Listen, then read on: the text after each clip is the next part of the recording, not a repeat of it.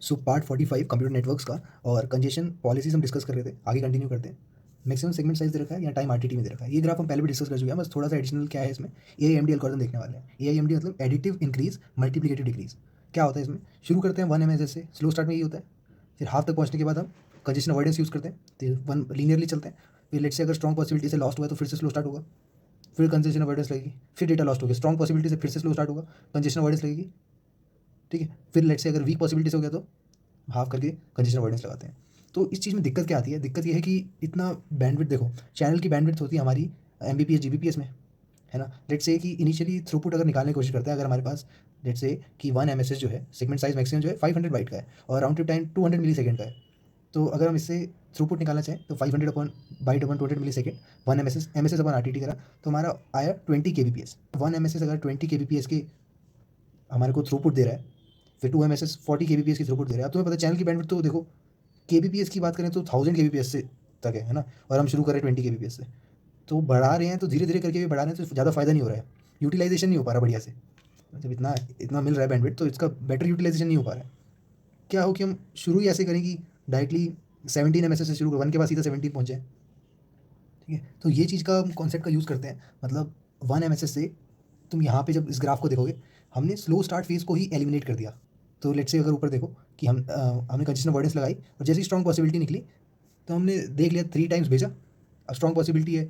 ना, तो उसके बाद ही तुमने क्या करा, कंजेशन अवॉइडेंस लगा दिया, हाफ करके कंजेशन अवॉइडेंस लगा दिया, फिर हाफ करके जब जब दिक्कत आ रही है, ठीक है। कहने का मतलब है कि पहले क्या हो रहा था, 1 एमएसएस 20 केबीपीएस, फिर 2 एमएसएस 4 एमएसएस 8 ऐसे करके चल रहा था। यहाँ पे क्या हुआ, 20 केबीपीएस है, सीधा पहुँच गया 320 केबीपीएस पे,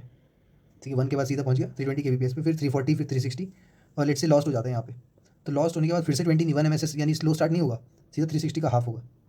ठीक है। तो 180 केबीपीएस, फिर 200, 220, तो देखो यूटिलाइजेशन बेटर हो गया।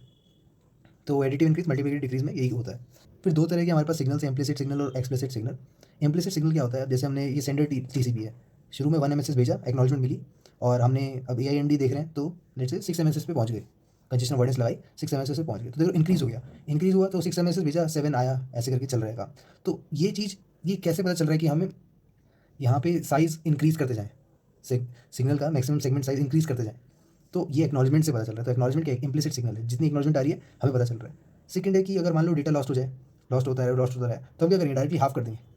8 एमएसएस से 4 एमएसएस कर दिया एएमडी के थ्रू, यानी कंजेशन अवॉइडेंस लगा दिया।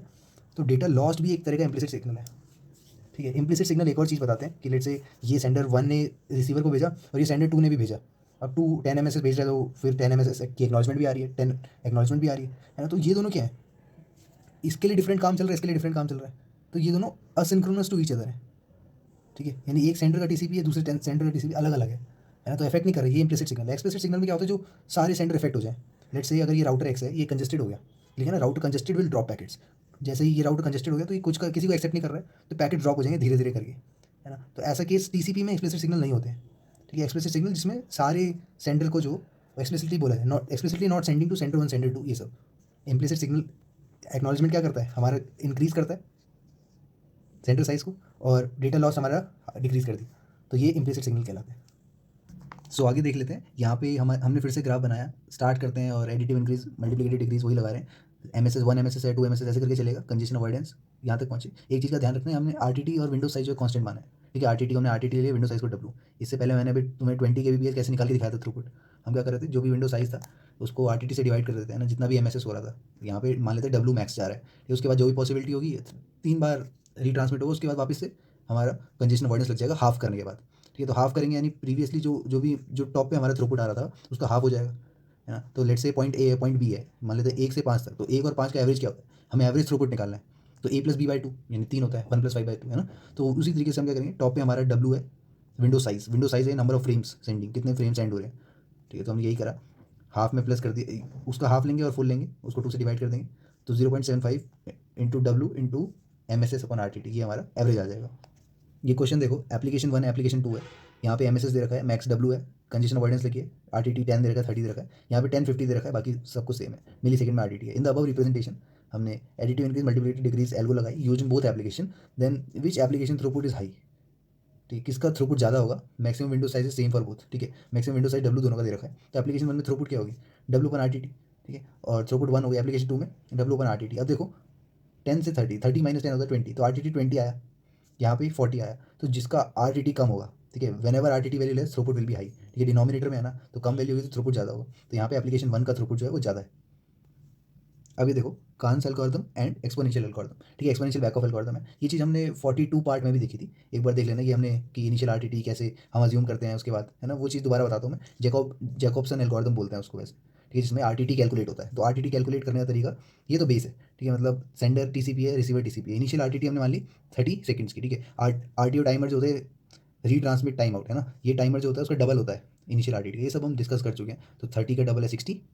ठीक है, तो लेट्स से हमारा सेगमेंट गया 200 से 399 तक, तो एक एक्नॉलेजमेंट आएगी 400 की, ठीक है, तो यहाँ पे हमने टाइम स्टैम्प पकड़ लिया, तो हमें जो न्यू RTT मिला है वो 40 सेकंड का मिला है। तो एस्टिमेटेड RTT का फॉर्मूला होता है alpha initial RTT plus 1 minus alpha new RTT, ठीक है, तो अगर अल्फा की वैल्यू 0.9 है तो कैलकुलेट करने के बाद इनिशियल 30 है, न्यू 40 आया, तो 31 हमारा एक्सपेक्टेड हो गया, ठीक है, तो आगे हमने IRTT यानी एक्सपेक्ट ये इनिशियल RTT हमने 31 मान लिया, तो RTO टाइमर 62 हो जाएगा, डबल हो जाएगा उसको, ठीक है। तो लेट्स से हमने सीक्वेंस भेजा, एक्नॉलेजमेंट डिले हो गई, तो हमारा RTO टाइमर भी एक्सपायर हो गया, तो हमने क्या करा, रीसेंड करा, उसको रीसेंड करने के बाद हमारा हमें जो एक्नॉलेजमेंट मिल गई उसकी, तो वो डुप्लीकेट एक्नॉलेजमेंट होगी। तो थोड़ी एम्बिग्यूटी क्या आ जाती है कि ये जो एक्नॉलेजमेंट मिली है ये हमें अभी वाली मिली है या फिर उससे पहले वाली मिली है ना, क्योंकि डुप्लीकेट है, तो हम बता नहीं सकते कि कौन सी वाली मिली है, क्योंकि उस हिसाब से हमारा एक्सपेक्टेड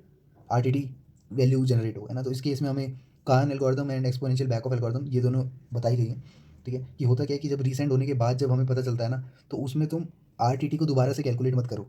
ठीक है, उसको प्रीवियस ही रहने दो। तो प्रीवियस वैल्यू जो भी होगी देखो 62 था हमारा RTO टाइमर, 62 का डबल कितना होता है 124 सेकेंड, है ना, तो उसकी वैल्यू डबल कर दो, क्योंकि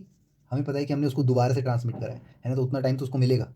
और प्रीवियस वैल्यू कंटिन्यू रहेगी, RTO टाइमर हमारा 124 ही रहेगा, आगे जब हम कंटिन्यू करेंगे, ठीक है। इन दोनों को हम थोड़ा डेफिनेशन वाइज समझ लेते हैं। तो डेफिनेशन कह रहा है कि RTO timer calculation of a particular segment, RTO timer calculate करना है, ठीक है, RTO बता दिया मैंने, रीट्रांसमिशन टाइम आउट, ठीक है, दोबारा ये टाइम आउट कब हो रहा है, तो ये डिपेंड करता है कि एक्नॉलेजमेंट ऑफ प्रीवियस सेगमेंट, ठीक है, पिछले सेगमेंट के एक्नॉलेजमेंट पर डिपेंड करता है, क्योंकि उसी के बेसिस पे acknowledgement receiving new RTT value will be calculated, ठीक है, RTT की नई RTT की वैल्यू कैलकुलेट होती है, जैसे 31 हमने कैलकुलेट की थी, वो प्रीवियस के बेसिस पे होती है। Whenever a segment is transmitted, एक सेगमेंट ट्रांसमिट होता है, फर्दर सेगमेंट एक्नॉलेजमेंट डिले हो जाती है in such a way that the time has expired, मान लेते हैं टाइम भी एक्सपायर हो गया, इतनी डिले हो गई acknowledgement, then once again the segment is retransmitted, तो हमने सेंडर से दोबारा भेजा, सेंडर साइड से रिसीवर को दोबारा भेजा, and now the when this segment has reach to destination, मान लेते हैं ये सेगमेंट डेस्टिनेशन तक पहुंचा, and acknowledgement reach to source, we don't know whether it is this acknowledgement is original one या फिर डुप्लीकेट वन, ठीक है, मैंने यही बताया तुम्हें कि इस बार जब रीट्रांसमिट, क्योंकि डिले हो गई थी एक्नॉलेजमेंट, तो हमें पता नहीं चला कि पहुंचा कि नहीं, तो हमने दोबारा भी भेज दिया, तो अब जो एक्नॉलेजमेंट आएगी हमें पता नहीं है कि वो ये पहले वाली आई है या नई वाली आई है, ठीक है। तो कान्स एल्गोरिथम क्या कहती है, से don't calculate the new next RTO, ठीक है, RTO कैलकुलेट करने की जरूरत नहीं है उसके बेसिस पे तो बिल्कुल ही मत करो, ठीक है, क्योंकि हमें पता नहीं है वो कौन सा RTT कैलकुलेट हो रहा है उसके थ्रू, है ना, तो एम्बिग्यूटी है वहाँ पे, तो उसके थ्रू मत करो, based on new RTT simply use the previous RTO value, ठीक है, तो कोई न्यू RTT जो है उसके बेसिस पे मत कैलकुलेट करो, तो नेक्स्ट RTO प्रीवियस वाला यूज़ कर लो। तो whenever a segment is retransmitted, ठीक है, कोई भी सेगमेंट रीट्रांसमिट होता है, सिंपली डबल द RTO, ठीक है, अब कोई दोबारा रीट्रांसमिट हो रहा है तो हम क्या करेंगे, डबल कर देंगे RTO को, and same RTO value is use for the next segment without calculation using Cannes algorithm, ठीक है, वो सेम यूज़ होगा, हमने क्या करा बस डबल कर दिया, जैसे हमने 124 कर दिया था 62 से, है ना, तो जैसे रिट्रांसमिट होता है हमने RTO वैल्यू डबल कर दी, और वही सेम यूज़ होगा आगे अगले सेगमेंट के लिए भी, नेक्स्ट सेगमेंट के लिए भी। नीचे मैंने यहाँ पे इस पर्टिकुलर एरिया में भी बता रखा है, इसको इसको भी पढ़ेंगे, पहले एक बार कीप अलाइव टाइमर देख लेते हैं। कीप अलाइव टाइमर भी हमने देखा हुआ है पहले। पर्पस क्या होता है, purpose of keep alive timer is to prevent the long ideal condition between client and server. जब क्लाइंट और सर्वर के बीच में कनेक्शन बन रखा होता है, तो मैंने तुम्हें बताया था कि कनेक्शन जब दोनों की साइड से एंड होता है, तो दोनों एक दूसरे को बोलते हैं कि देखो यहाँ पे डेटा दोनों साइड से जा रहा है, तो फुल डुप्लेक्स है ना, और जब क्लोज करना होता है तो दोनों की ही सहमति होती है। मगर मान लेते हैं कि हमारा सेंडर TCP क्रैश कर गया, तो बहुत 2 घंटे तक वेट करा इसने, उसके बाद प्रोब सेगमेंट भेजे उसने 10-12, कोई रिप्लाई नहीं आया, तो इसका मतलब क्या है कि भाई कीप कीप अलाइव टाइमर जो है वो resource can be utilize by other client, ठीक है, ऐसा करना है मतलब दोनों का कनेक्शन छोड़ दो, ठीक है, कीप अलाइव टाइमर रीसेट हो जाता है, ठीक है। तो जैसे तुमने देखा होगा कोई वेबसाइट यूज़ करते हो तो फॉर्म भरते हो लेट से, तो कोई भी फॉर्म भरोगे, गेट का फॉर्म भरोगे,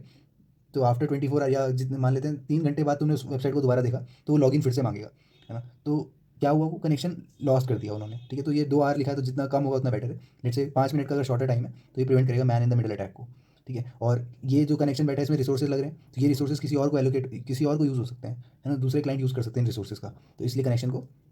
हटा देना चाहिए after keep alive timer expire हो जाता है ना, तो ये आइडल कंडीशन को रिमूव करता है।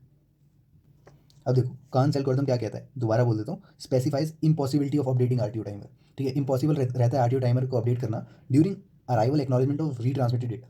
ठीक है, जब एक्नॉलेजमेंट आता है दोबारा रीट्रांसमिट करने के बाद उसी डेटा को, specially at the occurrence of time out होने के बाद and retransmission phase in TCP. ठीक है, तो time out and retransmission phase में, इस फेज में मतलब तुमने ऑलरेडी भेजा हुआ है, उसका एक्नॉलेजमेंट डिले हो रहा है, तुमने दोबारा भेज दिया, अब फिर एक्नॉलेजमेंट आया, वो किसका है ये आइडिया नहीं, तो ये कांस एल्गोरिथम लगती है इसमें, है ना। और इन टीसीपी टाइम आउट रीट्रांसमिशन, अब देखो तुम पूछ रहे, तुमने देखा अभी मैंने एक्सपोनेंशियल बैकऑफ भी बोला था, तो the exponential backoff algorithm is used to calculate RTO timer if RTT is not available. ठीक है, आरटीओ आरटीटी में क्या अंतर है, आरटीटी तो राउंड ट्रिप टाइम हो गया ना, आरटीओ मतलब रीट्रांसमिशन टाइम आउट, तो ये क्या होता है, डबल कर देते हैं इसमें। तो यही तो बोला कि जब टीसीपी टाइम आउट रीट्रांसमिशन हुआ तो एक्सपोनेंशियल बैकऑफ एल्गोरिथम यूज हुई to calculate RTO timer if RTT is not available. RTT अगर नहीं है अवेलेबल, क्योंकि न्यू आरटीटी पे भरोसा नहीं कर सकते, एम्बिग्यूटी है, तो हम क्या करते हैं, प्रीवियस को डबल कर देते हैं, यही हमारा एक्सपोनेंशियल बैक ऑफ करता है। ठीक है, तुमने ये एक्सपोनेंशियल बैक ऑफ कहीं और भी सुना होगा, कहाँ सुना है, सीएसएम सीडी कोलिजन में। ठीक है, दिस इज डिफरेंट, ये डिफरेंट है, क्योंकि यहाँ पे टीसीपी टाइम आउट रीट्रांसमिशन की बात है। ठीक है, टाइम आउट होने के बाद रीट्रांसमिट हुआ है, वो अलग है, वो था पता है क्या, रैंडम वेटिंग टाइम अलॉट हो जाता था आफ्टर अटेम्प्टिंग रीट्रांसमिशन, है ना, कि दोनों साइड से अगर कोलिजन हो रही है, सीएसएम सीडी कोलिजन हो रही है, तो रैंडम वेटिंग टाइम अलॉट हो जाता था अलग अलग को। ठीक है, तो that is different. Clear, hope समझ में आया होगा।